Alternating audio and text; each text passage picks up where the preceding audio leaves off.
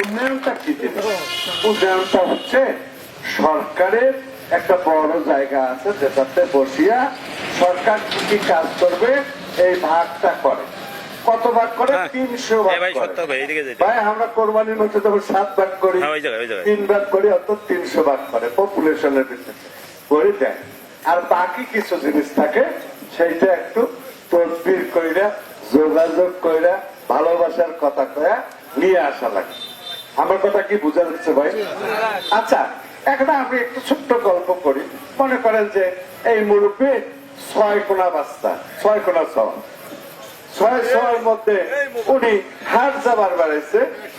এই ছোট সওয়ার বড় কোনা যেটা টুকটুক করে কথা কওয়া শিখছে, দৌড়ি আসে কোলাসটা 2 গেলে 2টা চুমা দিয়ে কইতেছে যে আপা হাত তো যাওয়ার লাগছে, মোজনেলা লাঠিয়ে লাগলো, চকলেট দিয়ে আসে। উনি যখন বাজারে আসলেন, বাজারে তো সবকিছু গরম চরম দাম, করা করার পরে ওনার ইচ্ছা হলো 6টা চকলেট দিয়ে যা, আরো যদি পয়সা থাকে 7টাকে নিয়ে পানির পৌঁকু একটা দেবে। এটাই তো সবাই আমরা চাই, কিন্তু অভাবের সংসার সম্ভব হয় না। তখন কি করে জানেন? যাওয়ার সময় এই পেঁচলে এই পকেটে, মানি ব্যাগে বা এই পকেটে খুঁজি দেখে কয়টা পয়সা বাঁচে। বাঁচার পরে 1 চকলেট কিনে বাড়ি আসি, বাজার কোনা ধুইয়া ওই সওয়া কোনা কোলাপ দিয়া কামাও আয় একটা ঘুরি আসি। ওই পাশে যা কইতেছে যে বাবারে বা মাওরে, তুই তো চকলেট আনতে করছিস, এই সবারগুলো যদি চকলেট কিনে মরতে তো অত পয়সা নাই, তাই 1 চকলেট কিছু দেয়া চুপ করি খা, খেয়া দেয়া তোর ভাইয়ের ঘর কষ্ট ওরা কান দিবে। এটা হচ্ছে বাস্তব কথা না ভাই? আপনারা বলেন নাকি বাস্তব? পৃথিবীতে যতগুলো উন্নত দেশ আছে, যে দেশগুলোতে রাস্তার জন্য আন্দোলন করতে হয় না, যে দেশগুলোতে এই শিক্ষা প্রতিষ্ঠানের বিল্ডিং এর জন্য তদবির করতে হয় না, সেই উন্নত দেশের দৃষ্টি কিন্তু আমরা নই। আমরা কি? আমরা একটি উন্নয়নশীল দেশ মাত্র। আমাদের ওই যে ভাগ করে যে 300 বিকে দিল, কিছু ওরা রাখি দেয়। আমি ঢাকা বিশ্ববিদ্যালয়ে একটু রাজনীতি করতাম, একটু মিছিল টিছিল কইরা এত দৌড়াদৌড়ি করে একটা চটপটের লোক ছিলাম। সবাই নেতা হয়েছে, আমাদের সোহেল ভাইরা নেতা হয়েছে, খালেক ভাই নেতা হয়েছে, মোর কপালত নেতা হওয়ার ফলে বলতে পালে গেছে পারো। পরে আমাদের রিজভি ভাই একদিন আমাকে বললো যে রুল কি করতে ভাই, অনেক দুঃখের আলাপ সালাপ করার পরে উনি আমাকে 94 সালে তুহিনবার কাছে পাঠায় দিয়েছেন। আমি 94 সাল থেকে এই সাল 31 বছর ধরে আমি তুহিনবার সাথে আছি। তুহিন ভাই হচ্ছে ইঞ্জিনিয়ারদের নেতা। একজন বক্তা বলছে, মোস্তাফিজুর বলছে যে টাকা পয়সা যত খরচ, বিল্ডিং হোক, রাস্তা হোক, সবকিছুতে ইঞ্জিনিয়াররাই করে। তো ওই নেতা হওয়ার কারণে ওরা আমাদের অফিসে আসে। তা আসি যখন তুহিনবার সাথে দেখা করে যায়, তখন একটা মাথা টাথা চুলকায় যদি বলা যায় যে ভাই আমার এই রাস্তাটা একটু দেওয়া লাগবে, তখন দেয়। এইভাবেই কিন্তু উন্নয়নটা করতে হবে। এই উন্নয়নটা করতে গেলে আমার লাভ কি? আমি এই কয়েকদিনে 36টা রাস্তার অনুমতি নিয়েছি। কোন রাস্তা কি আপনারা দেখবেন? 36টা রাস্তা। আমার তো 1 টাকাও লাভ নেই, লাভ আছে, কিন্তু আমার একটা সন্তুষ্টি বোধ আছে। সন্তুষ্টিটা কি? যে রাস্তাটা আমি পাকা করেছি, ওই রাস্তাটার উপর দিয়ে যদি আমি একবার যাই, বিশ্বাস করেন ওই যে কোথায় স্বর্গ কোথায় নরক কে বলে তা বহুদূর, মানুষের মাঝে স্বর্গ নরক মানুষের বলে না। অর্থাৎ এই যে আত্মতৃপ্তি, এই যে আত্মতৃপ্তি, এটা যদি আপনি একবার পান, দেখবেন এটার মতো সন্তুষ্ট আর কিন্তু কোথাও হয় না। আমি এই সন্তুষ্টতা নিতে চাই, কিন্তু এই সন্তুষ্টতা আমি কোথায় দেই? যে মাতৃভূমি, যে জন্মভূমি, সেই জন্মভূমির যদি কোন উন্নয়ন করি তাহলে সেই সন্তুষ্টিটা আসবে। কিন্তু আমরা দুর্ভাগা যে 1991 সালে যখন গণতন্ত্র ফিরে এসেছে, 91, 96, 2000, তারপরে 2001, 2008, 2014, 2018 আমরা কোন এলাকার লোককে এমপি পাই নাই, পাইছি ভাড়াটিয়া।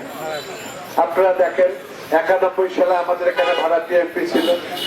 আপনারা দেখেন 2001 সালে মশিউর রহমান রাঙ্গার মতো একটা টাউন পাট যারা পাশের কন্ট্রাক্টর হেল্পারদের টাকা দিয়ে খায়, অনেক টাকার মালিক, সে হয়ে গেছে আমাদের এমপি। আর বারে বারে এমপি হয়। কেন এমপি হয়? ওই 14 সালে ভোটার ভিড়, 18 সালে দিনের পর রাতে করলো, 24 সালে আমি টামি করলো, ভাড়া দিয়া লোকগুলা এমপি হলো। হ্যাঁ ভাই, তোমার যদি মেয়ের বিয়ের সময় একটা কান্দিন লাগে, কান্দিন লাগে না, মা কান্দিন লাগে না, এবার যদি মা না থাকে, গ্রামের একটা সমাজ ধরে আসে, মা ওর মা নাই, একটা শাস্ত্র কান্দিন লাগে, ওই কান্দন কি কান্দন হয় ভাই? তাহলে হৃদয় দিয়ে, ভালোবাসা দিয়ে, উপলব্ধি করে যদি কেউ কাজ করতে চায়, সেটাই হচ্ছে উন্নয়নমূলক কাজ। স্বাভাবিক নিয়মে যেটা আসবে, আপনি 10টা বিল্ডিং পাবেন, আপনি একটা নির্বাচন এলাকায় 5টা বিল্ডিং পাবেন, এমপি সাহেব 5টাই পাইল, তারপরে আর কিছু থাকে না। ঘুরে টুরে যদি আর 8টা 10টা নিয়ে আসা যায়, সেইটাকে বলা হয় উন্নয়ন। ভাই, আমি কি আপনাদের বুঝাইতে পারছি? এই তথ্যটা আমার রাঙ্গা সাহেব, আমার এসাদের ভাতিজাটার নাম কি ছিল, আসিফ সারিয়াত, আমার ঝন্টু, আমার করিমউদ্দিন বর্ষা, তার কি টাকাটা পড়ছে মন্ত্রীর সামনে যা কাকুতি বিনতি করে, আমার এলাকার জন্য এই রাস্তাটা দরকার, এই রাস্তাটা, এটা কি তার মন থেকে আসবে ভাই? তার চেয়ে বরং ওই অনুরোধটা যদি আমাদের রাঙ্গা ভাই আর এক মন্ত্রীর কাছে করতো, তাহলে অন্তত 100-200 কোটি টাকার একটা ঠিকাদারি কাম পাইত। আমি কি বুঝাইতে পারতেছি? এই উপলব্ধি তাদের মধ্যে নাই। এইটা যখন আমি চিন্তা করছি, তখন আমি বললাম যে ভাড়াটিয়া তারা গঙ্গাচড়া বাঁচাও। কারণ আমি জানি যে গঙ্গাচড়ার মাটি একটা অনুন্নত এরিয়া, এখানে কোন কলকারখানা নাই, এখানে তিস্তা নদীর অগ্রাসে মানুষগুলাকে লন্ডভন্ড করে দিয়েছে। কিন্তু এই তিস্তার আগ্রাসী, তিস্তার কাছ থেকে আমরা তো অনেক কিছু পেতে পারি, সে সুযোগ কিন্তু আমাদের নাই। আমাদের ছেলে পেলেদের চাকরির ব্যবস্থা নাই, তারা গেলে কোন করে না। আমি তো আপনাদেরকে বলি যে চাকরির তদবিরটা আমি খুব করতে ভালোবাসি, কিন্তু পয়সা দিয়ে না। কারণ আমি যখন মাস্টার্স পাস করলাম, তখন বাড়ি আসলাম, গঙ্গাচড়া কলেজে মাস্টারি করব। কি জন্য? যে গঙ্গাচড়া কলেজে ঢুকলে না দেওয়ালিগিরি করা যাবে, রাজনীতি করা যাবে, এই আছে। গঙ্গাচড়া আলা বললো যে তোমার সাবজেক্ট তো জিওগ্রাফি, এখানে তো ঢাকা ইউনিভার্সিটির কেউ নাই, তোমাকে আমরা নেব। তো অন্য জায়গায় 2 লাখ টাকা দেওয়া লাগে, তুই বাবা 50,000 টাকা দেশ। 50,000 টাকা তো বই দিবার পাওয়ার নেই, কারণ একদিন টাকা পড়িয়া বই মোর বাবারটা বুঝে রাজনীতির সাকসেস হবে। তো বই এত কেমন করে না, বাড়ি এসো, আব্বার সাথে এখন দেখা করবেন। আব্বা কি আব্বা মাথা সত্যি বসিয়েছে, কি আব্বা কি আমার কবা ভাবে জিলা জমিতে একটু বেশি ধান হইতো, ওই জমিগুলো ভাগে গেছে। ওই বাপক করা দেবে, কয়টা টাকা তার বই চাকরি দেয়, মনের কষ্টে ওই ঢাকা চলে গেছে। ঢাকা যায় বই আবার ব্র্যাক ইউনিভার্সিটি থেকে ডিজাস্টার ম্যানেজমেন্টে আমি মাস্টার্স করি। তারপরে আমি কোরিয়াতে ডিজাস্টার, এই দুর্যোগের উপরে আমি কোরিয়াতে এনডিএমআই থেকে আমি ডিপ্লোমা কোর্স করি। তখন আমি ওয়াইসিতে ভাইবা দিই, ওয়াইসিতে ভাইবা দিয়ে আমি আন্তর্জাতিক মানের ট্রেনার হই।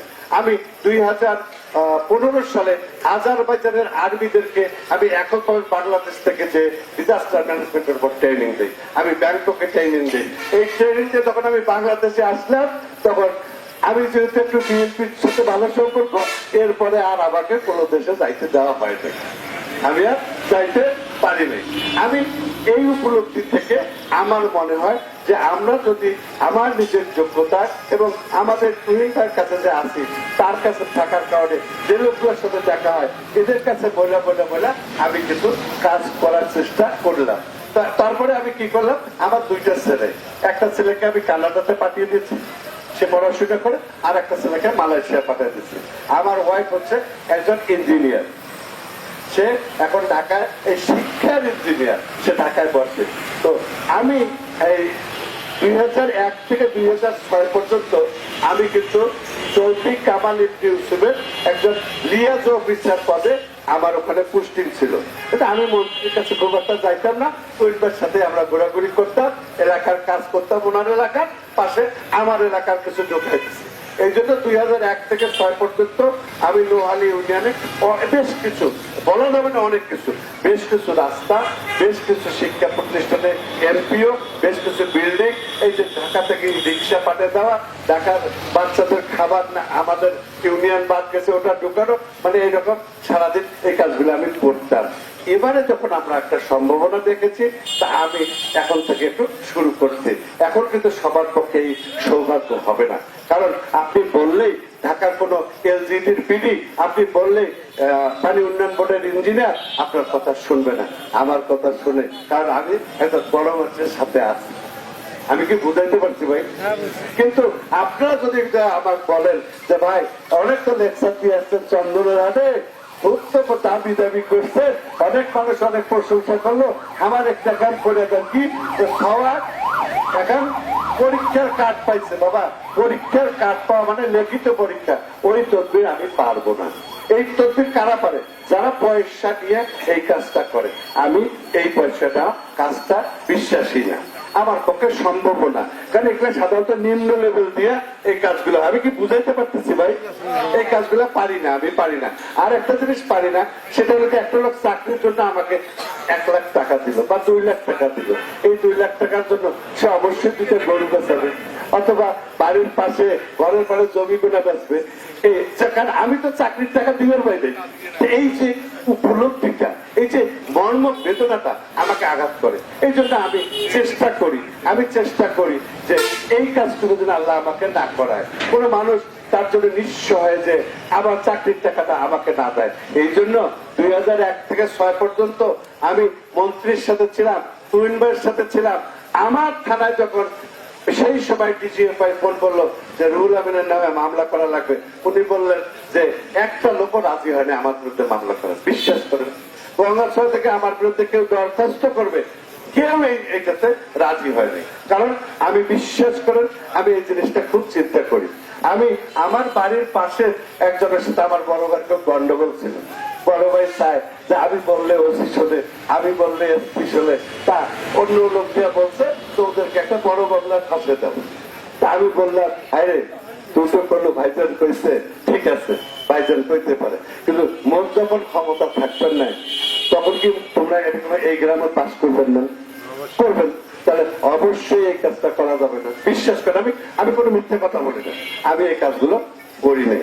তা আমি আপনাদের কাছে এইটুকু বলতে চাই যে আমি এর মধ্যে 36টা রাস্তার অনুমোদনের আমি নিয়েছি, এই রাস্তাগুলো হবে। এর মধ্যে 16টা আছে সিটি কর্পোরেশনের 1 থেকে 8 ওয়ার্ডের মধ্যে, আর বাকি রাস্তাগুলো এইদিকে আছে। সেটা আমি আর এই বিষয়ে বলবো না। আমার বিশ্বাস আপনারা যদি একটু খোঁজ খবর নেন, তাহলে স্কুলের বিল্ডিং ভবন থেকে শুরু করে এমপিও রাস্তা, এগুলো আমি ঘুরে ঘুরে করাইছি।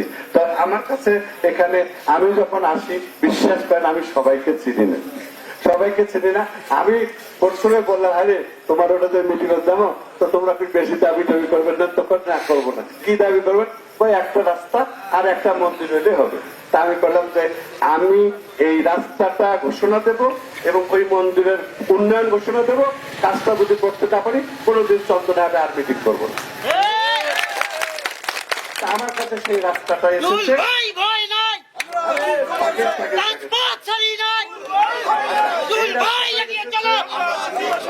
পাগলাপি ডালিয়া রোড চন্দনাহাট সংলগ্ন জগদীশের বাড়ি হইতে ডাক্তার দেবদুলালের বাড়ি ভায়া রোড স্কুল ভায়া শুকুর থেকে বলতে এই রাস্তাটার নাম আসছে আমাকে দেশে।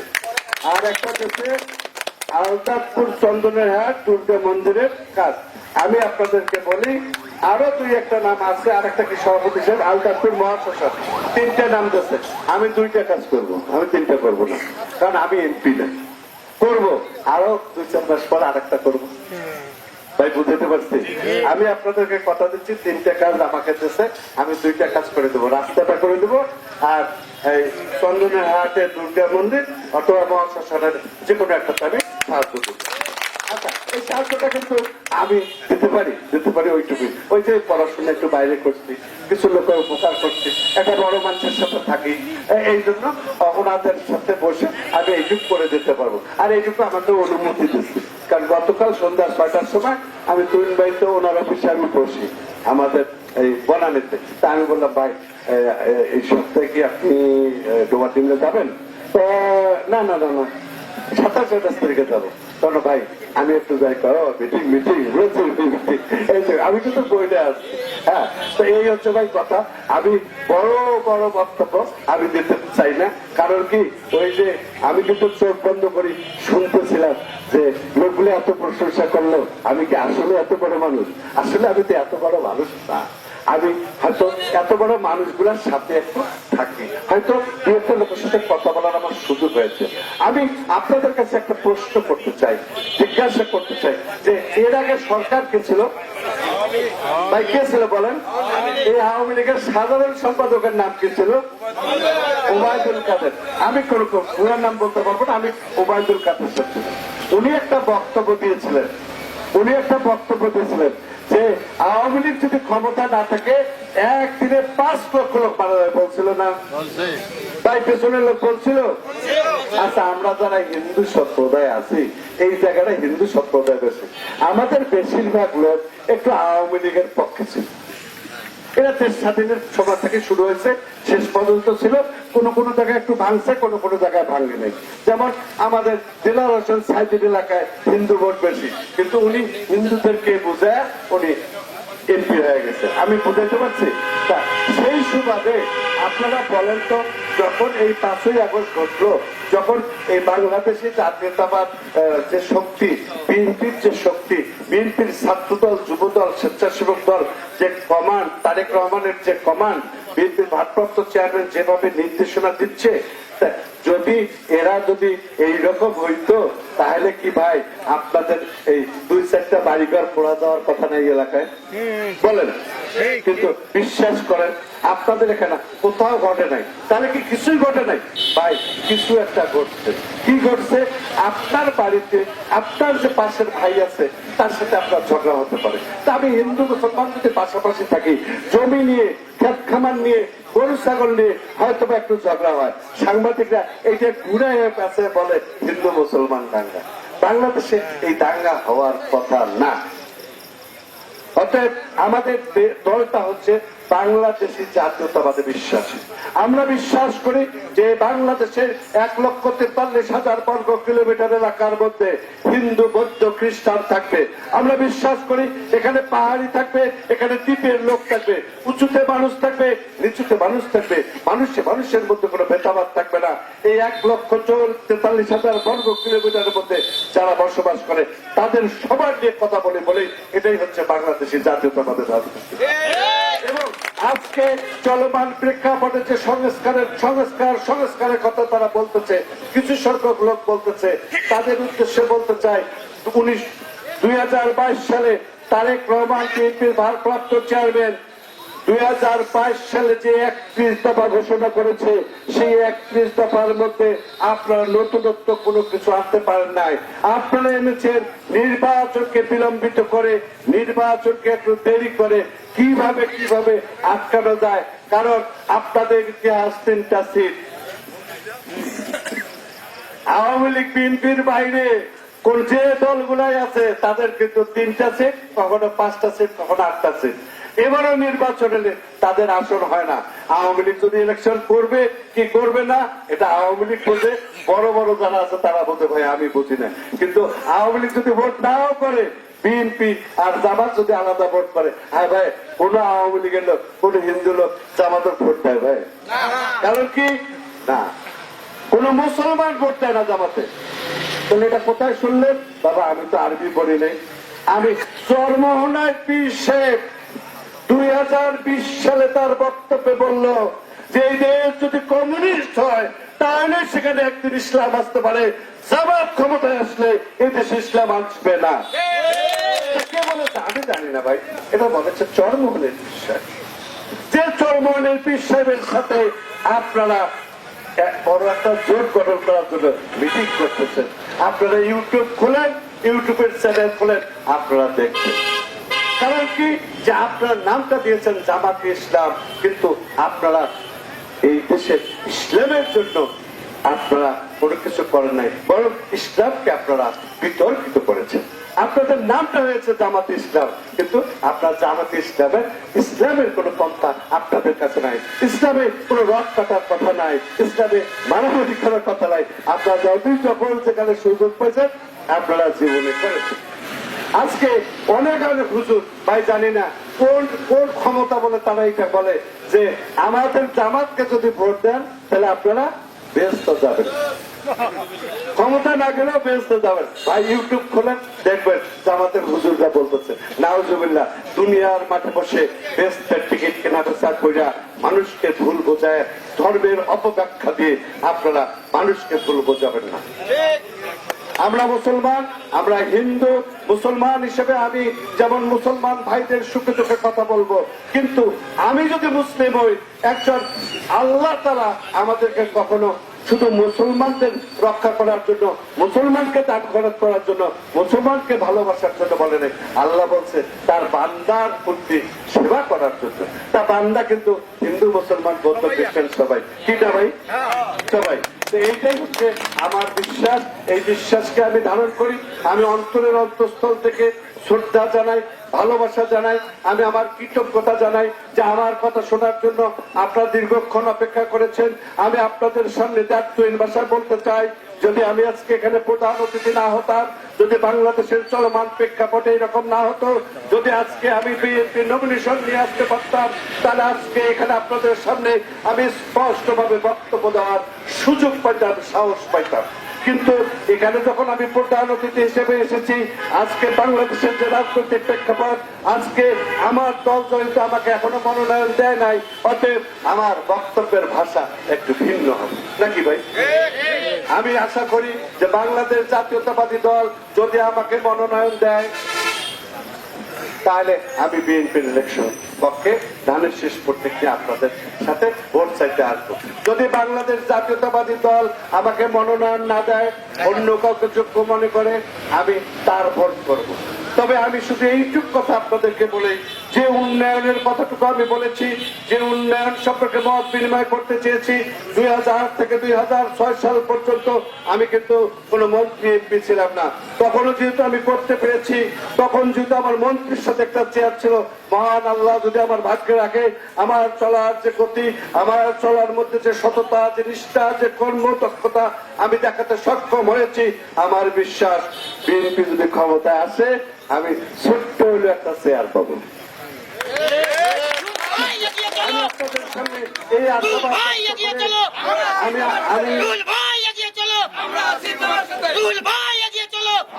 আমি আমার নিজেকে চিনি, আমি আমার চতুর্দিকের লোকগুলাকে চিনি, আমি চতুর্দিকের লোকগুলাকে আমি ভালোবাসি, শ্রদ্ধা করি। কারণ আপনারা এমনিতে একটু দেখেন যে তুহিন ভাইয়ের সাথে আমি 31টা বছর আছি। আপনারা শুধু একটু দেখেন, এই তুহিন ভাইয়ের সাথে আমার খাতিরটাকে করে দিয়েছে। ওই যে টেলিভিশন করলে বিএনপির কথা বলে, রিজভি ভাই পাঠাইছে, তা যে লোকটা আমাকে পাঠাইছে সেই লোকটা তো আমাকে বলে দেয় নাই। এখনো দেখালো রোল ভাই, খবর নাম তুহিন ভাইয়ের কাছে যে উনি আমি ওনার সাথে আছি কিনা, ভাই বুঝেন না ভাই? তাহলে এই লোকগুলো তো ভাই খবর থাকবে নাকি? আমি আমার চেষ্টা করব, আমার মৃত্যুর পূর্ব পর্যন্ত আমি যদি এলাকার কিছু কাজ করতে পারি। আমি আপনাদের কাছে দোয়া চাই যে আমায় যদি কখনো স্বাভাবিক মৃত্যু ঘটে, যদি অস্বাভাবিক মৃত্যু ঘটে, প্লেন অ্যাক্সিডেন্টে আমার লাশ পাওয়া না যায়, যদি কোনো সমুদ্রে যে নৌকা ডুবিতে আমি মারা যাই, সেটি ভিন্ন।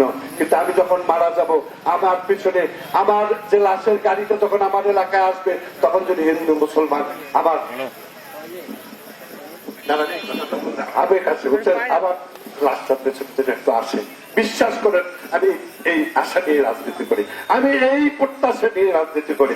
এবং আমি আপনাদের সামনে বলি যে 2001 থেকে 2006 যখন মন্ত্রী হিসেবে ছিলাম, এখন পর্যন্ত যে ক্ষমতা আছে, আমি যদি কোনো লোকের কাছ থেকে কোনো ধরনের টাকা পয়সা কোথাও দিয়ে থাকি, আপনারা আমাকে বলবেন, আমি সেটা দিতে চাবো। কারণ আমি বিশ্বাস করি যে রাতে যদি আমি মহান আল্লাহর কাছে হাত তুলে তার কাছে ক্ষমা চাই, আমার অতীত জীবনের সকল পাপ ক্ষতি পূর্ণ যত পাপ করেছে সেটা বুঝে যাবে। কিন্তু কোন মানুষের মনে যদি আঘাত দিয়ে থাকি, কোন মানুষের যদি অর্থ লোপাট করে খায়, কোন দোকানে যদি বাকি খেয়ে সেই টাকাটি না দিই, আমি জানি মহান আল্লাহ মুসলমান হিসেবে আমাদের মঞ্চে যারা আছে তারা স্বীকার করবে, মুসলমান হিসেবে আমি বিশ্বাস করি আল্লাহ সেই ক্ষমতা নিজ হাতে রাখে নাই।